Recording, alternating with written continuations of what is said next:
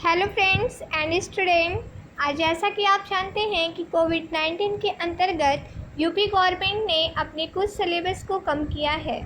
उस सिलेबस के अंतर्गत अब हमें जो लेसन पढ़ने हैं वो इस प्रकार से दिए हुए हैं, जिसमें से वो कौन कौन से लेसन हैं आइए इस विषय में हम अध्ययन करते हैं।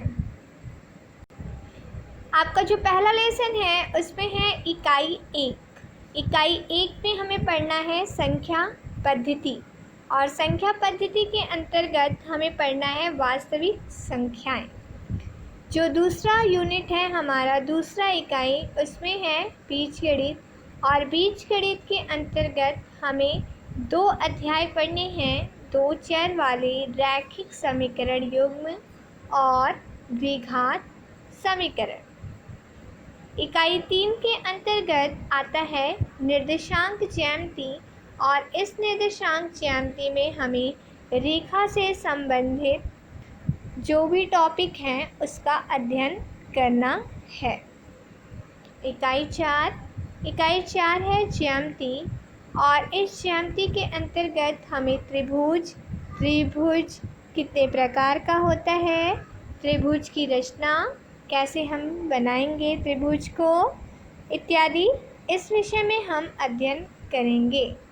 जबकि हमारा जो 5वां इकाई है वो है त्रिकोणमिति, और त्रिकोणमिति के अंदर हमें सिर्फ 3 टॉपिक पढ़ने हैं, और वो 3 टॉपिक हैं त्रिकोणमिति का परिचय, त्रिकोणमिति सर्वसमीकाएं, ऊंचाई और दूरी।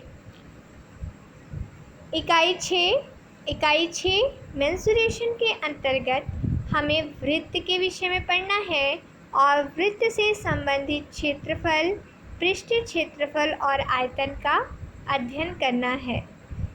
जो लास्ट हमारा है इकाई वो है सांख्यिकी, और सांख्यिकी के अंतर्गत हमें वर्गीकृत आंकड़े इत्यादि के विषय में अध्ययन करना है। इस प्रकार से इस साल जो आपको चैप्टर पढ़ने हैं वो वास्तविक संख्याएं हो गया, उसके पश्चात 2 रैखिक समीकरण युग्म हो गए, द्विघात समीकरण, रेखा, त्रिभुज और उसकी रचनाएं, त्रिकोणमिति परिचय, त्रिकोणमिति सर्वसमीकाएं, ऊंचाई और दूरी, वृत्तों से संबंधित क्षेत्रफल, पृष्ठीय क्षेत्रफल और आयतन तथा सांख्यिकी।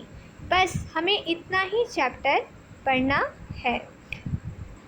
अब एक इसमें ये है कि इसके अंतर्गत कौन कौन से टॉपिक हैं जिसका हम अध्ययन करके अच्छे से अच्छा नंबर प्राप्त करें।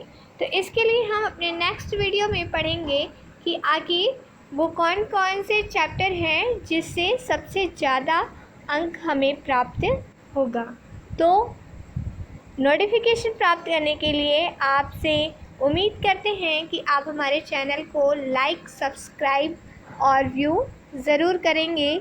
सब्सक्राइब करने से क्या होगा कि जब भी हम अपना वीडियो अपलोड करेंगे आपको तुरंत नोटिफिकेशन प्राप्त हो जाएगा, और आप वहां से आसानी से तुरंत देख सकते हैं।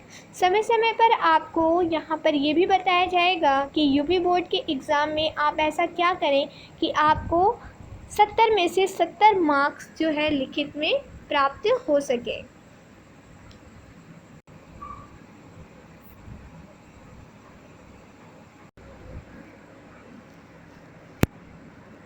के अंदर